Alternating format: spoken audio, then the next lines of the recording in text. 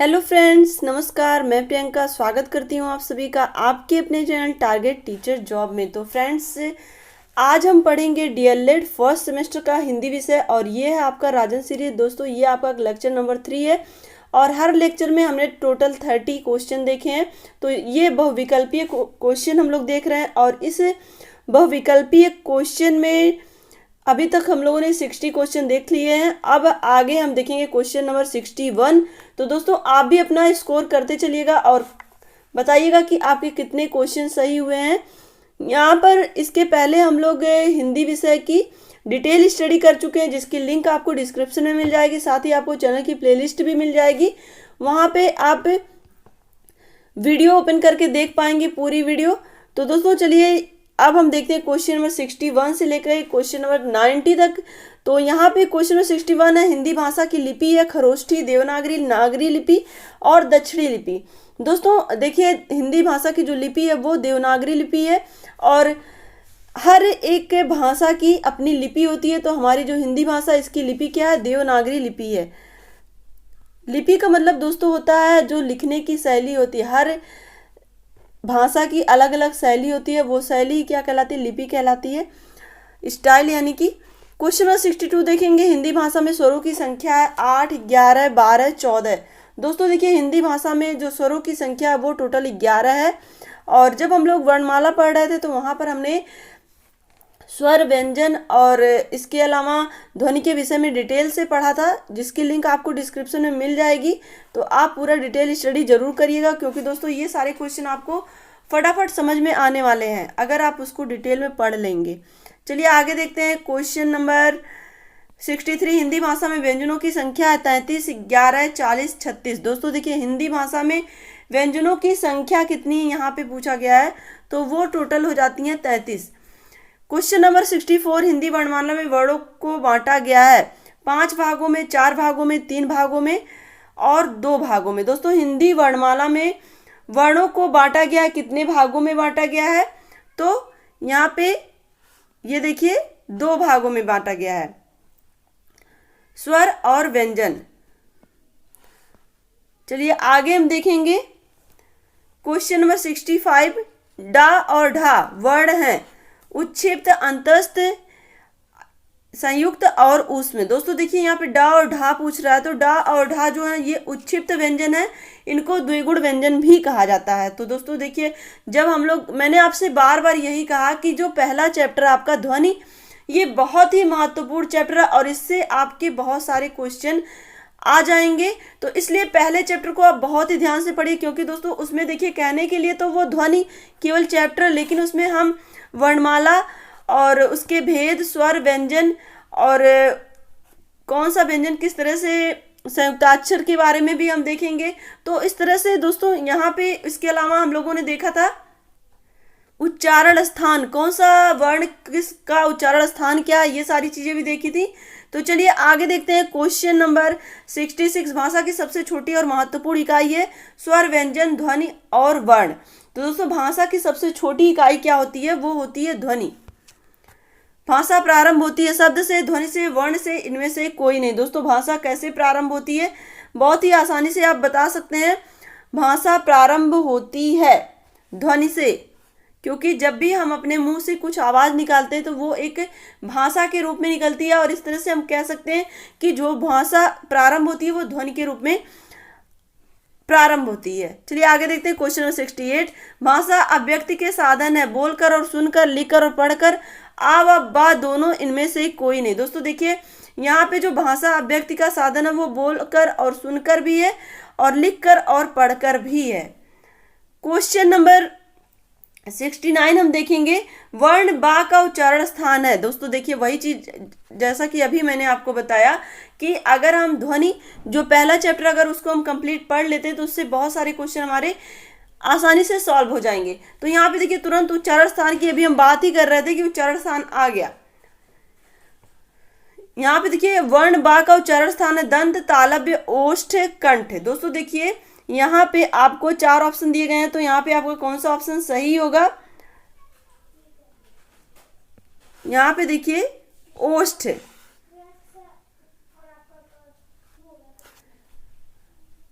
Next हम देखेंगे और किस तरह से ओष्ठ होता है ये आप हमें कमेंट करके बताएंगे, क्योंकि दोस्तों देखिए हमने पूरा डिटेल से बताया। अगर आपने नहीं पढ़ा है तो आप जाके पढ़िए और इससे आपको ये पता चलेगा कि कहाँ से कौन सा उच्चारण स्थान कैसे निकाला जाता है। सारी चीज़ें मैंने डिटेल में पढ़ाई हैं। चलिए आगे देते हैं क्वेश्चन नंबर 70। निम्न में से कौन अंतस्थ व्यंजन वर्ण नहीं है? या, ला, रा, मा। दोस्तों देखिए अंतस्थ जो व्यंजन होते हैं वो होते हैं य, र, ला, व। तो यहाँ पे देखिए आपको माँ दिया गया है तो माँ नहीं होगा। क्लियर? यहाँ पे ये आप जरूर देखिएगा ध्यान से, नहीं पूछा है। तो चलिए आगे हम देखते हैं क्वेश्चन नंबर 71। वर्णमाला में किसे स्पर्श संघर्षी भी कहा जाता है? का वर्ग को, टा वर्ग को, चा वर्ग को, पा वर्ग को।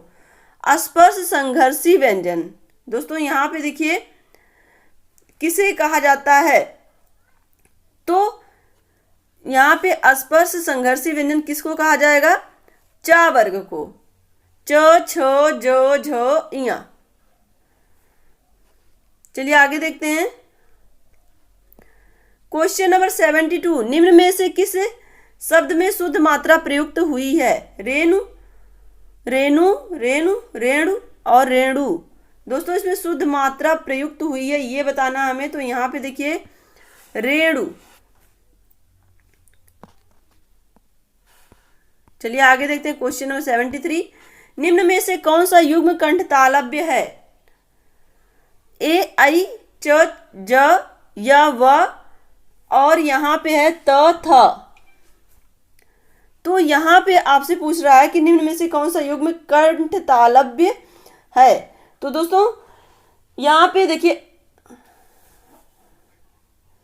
मैंने आपको बताया भी है, कई बार बताया जब भी मैंने आपको हिंदी ग्रामर पढ़ाया है। तो एदैते, एदैते कंठ ताल, उदैते कंठ ओस्त। तो ए, आई जहाँ पे आता है वो कंठ तालु, यानी कि ए और आई का उच्चारण कंठ और तालु से होता है। चलिए क्वेश्चन 74 देखेंगे। अ का उच्चारण स्थान कंठोष्ठ,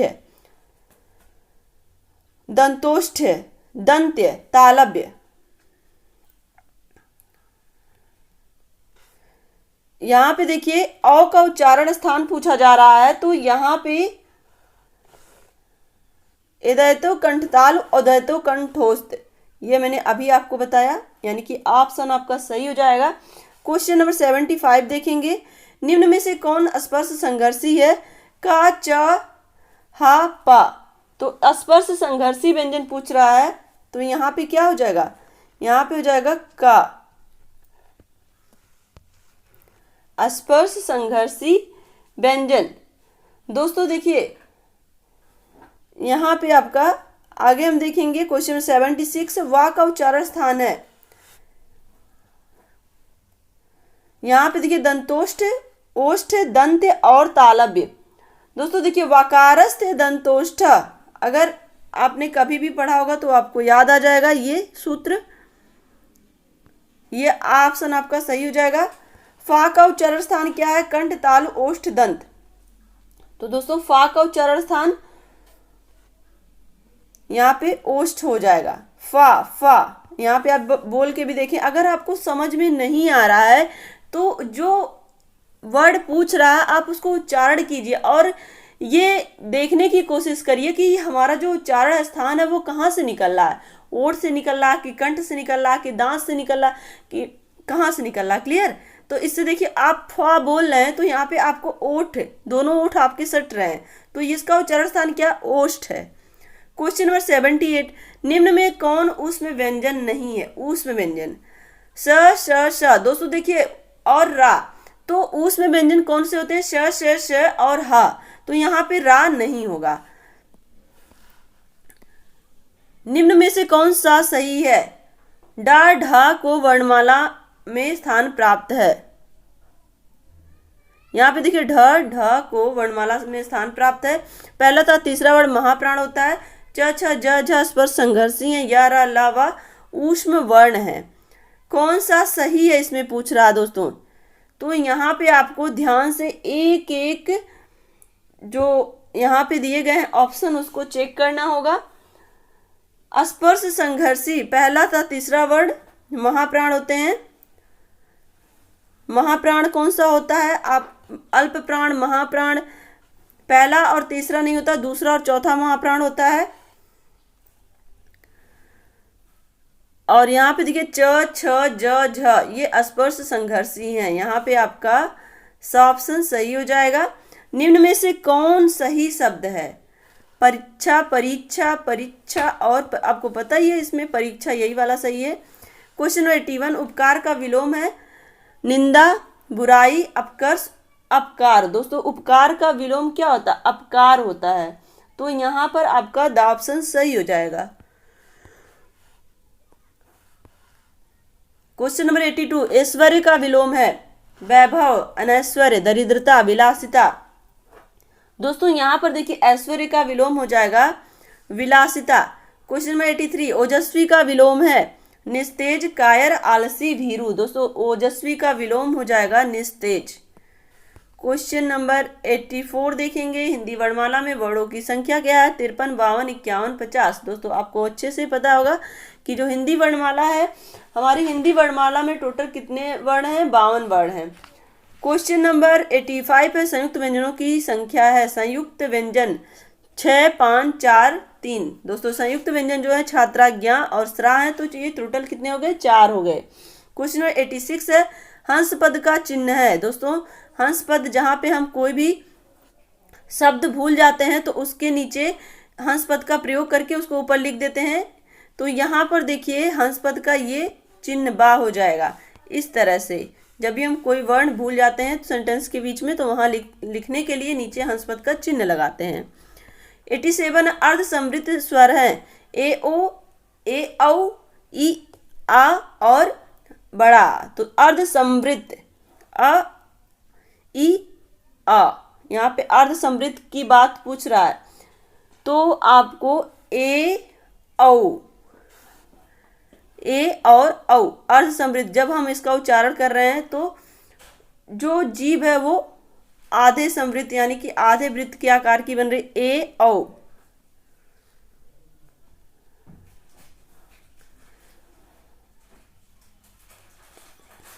क्वेश्चन नंबर 88 देखेंगे, कंठ ध्वनि का सही प्रयोग है कुर्सी, मेज, खड़ग, खड़क और दवात। कंठ ध्वनि कुर्सी, मेज, खटक, खड़क, दवात। यहाँ पे कंठ ध्वनि की बात हो रही है खड़क, यहाँ पे कंठ ध्वनि सही प्रयोग किया गया है। क्वेश्चन 89 वर्ण ला का उच्चारण स्थान है तो यहाँ पे देखेंगे ओठ, दंत और तालव्य, कंठ। वर्ण ला तो यहाँ पे देखेंगे हम ला का उच्चारण स्थान कौन सा होगा? तो दोस्तों यहाँ पे देखिए तालव्य, इचु ऐसा नाम तालु, यानी कि इसमें ला भी आ जा रहा है।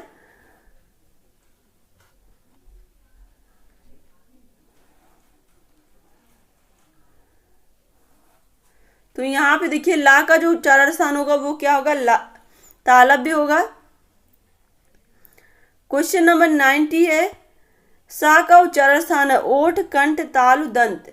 दोस्तों देखिए जितने भी उच्चारण स्थान यहाँ पे पूछे जा रहे हैं सबको मैंने डिटेल में पढ़ाया और सबका आप जाके डिटेल में स्टडी कर लीजिए, कभी भी नहीं भूलेगा। तो बड़ा सा का उच्चारण स्थान यहाँ पे पूछ रहा है तो क्या होगा? ओष्ठ होगा, कंठ होगा, तालु होगा कि दंत होगा? तो दोस्तों बड़ा सा का जो उच्चारण स्थान है वो है तालु, श, तालु। तो फ्रेंड्स आज की वीडियो में आपने देखा 30 क्वेश्चन। तो कमेंट करके हमें जरूर बताइएगा कि आपके कितने क्वेश्चन सही हुए। तो वीडियो को लाइक कर दीजिएगा, अपने दोस्तों के साथ शेयर करिएगा और अगर आप चैनल पे नए हैं तो प्लीज़ चैनल को सब्सक्राइब तो जरूर कर लीजिएगा। मिलते हैं नेक्स्ट वीडियो में। Take care, bye bye, love you all, जय हिंद।